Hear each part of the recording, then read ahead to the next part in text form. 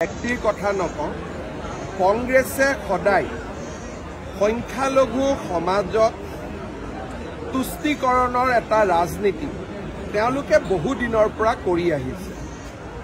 আজি কোনোবা হিন্দু মানুহে মন্দিৰত গৰুৰ মূৰ থব বুলি কোৱা কল্পনা কৰা ব্যক্তিজন তেওঁৰ শৰীৰ আৰু মন কিমান কলা হ'ব পাৰে সেই কথাটো আপোনালোকে চিন্তা কৰিব পাৰি।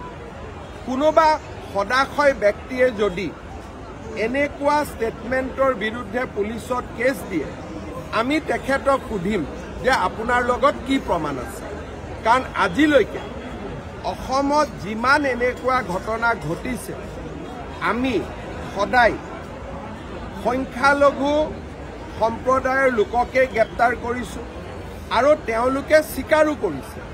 আৰু এইটো সঁচা যে সংখ্যালঘু লোকসকলৰ বহু সংখ্যকে এনে ঘটনাক সমৰ্থন নকৰে আৰু তেওঁলোকে সমালোচনাও কৰে।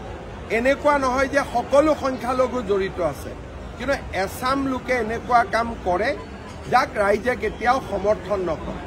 লক্ষীপুৰ আৰু ধুবুৰীত এই ঘটনাক লৈ আমি গ্ৰেপ্তাৰ কৰা প্ৰত্যেকজন ব্যক্তি সংখ্যালঘু সম্প্ৰদায়ৰ। ইয়াত আমি কোনো হিন্দু লোকক বিচাৰি পোৱা নাই। তেখেতৰ লগত যদি কিবা তথ্য আছে হিন্দু সমাজক অপমানিত কৰাৰ আগতে এনেকুৱা তথ্য চৰকাৰক দিবৰ বাবে মই আহ্বান জনাম।